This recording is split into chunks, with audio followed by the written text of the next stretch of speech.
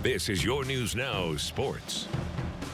Good evening, everyone. Tyler Sugarman here with you. 7 area teams on the high school gridiron tonight aiming to punch their ticket into the state semifinals. We'll begin in Wapak with an all-MAC showdown. St. Henry and Marion local meeting again. Flyers victorious in the regular season duel. Here they are going to their bread and butter, the ground game. Yet Kellen Hoyne comes up and lays the boom, popping the ball loose. It's a fight for the pigskin, and the officials give it to St. Henry, but Marion local's defense will keep them off the board. We're still scoreless when Dylan Fleck changes that from 1 yard out. Flyers lead 7-0 into the break. And out of the break, Marion local drives right down the field. Payne Naughty caps it off with a rushing touchdown of his own. The boys in blue now possess a 13-0 advantage. Defense still pitching a shutout. Of note, St. Henry lost their starting quarterback to injury in the first quarter, and their backup faces the wrath of Aiden Eifert, his second sack of the night. Marion local beats their MAC rival again, this time 27-8.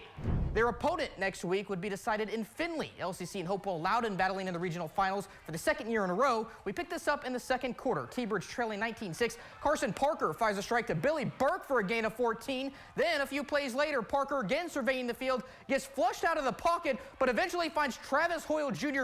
wide open. He leaps up to make the grab, but the senior isn't done. Throws the defender aside as he'll take it the distance. LCC pulls within 6. Next possession, Kieran Bailey getting the handoff, blows by a couple would-be tacklers before he turns upfield, and he just refuses to go down. The effort incredible, but not enough as LCC falls 54-26. HopefulLoudon will meet Marion local next week for a spot in Division 7 state championship.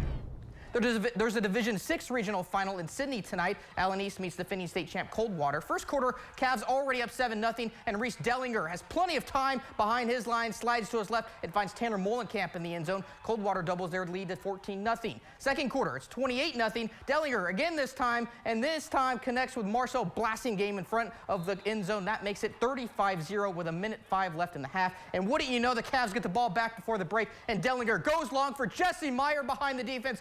Coldwater wins 49-7. They'll play West Jefferson in next Saturday's state semifinals. Bumping up to Division 5, where Ottawa-Glandorf tonight travels to Northeast into Clyde for a date with HopefulLoudon Catholic. First quarter, the Titans get the scoring started when Landon Jordan hits Colin White, who dives across the goal line. It's 7-0 OG. Second quarter, same score, and they're on the move again. This time, Jordan goes deep and has Caleb Coleman on the sideline for the big pickup. The Titans cap this drive off with points as well. Ian Fenberg doing the honors from 3 yards out. OG rolls 31-6. They'll play undefeated top-ranked Kirtland in next Saturday's state semis. Sticking with Division 5, Versailles seeking a return to the state semifinals for the first time since 2004, taking on HopefulLoudon Catholic.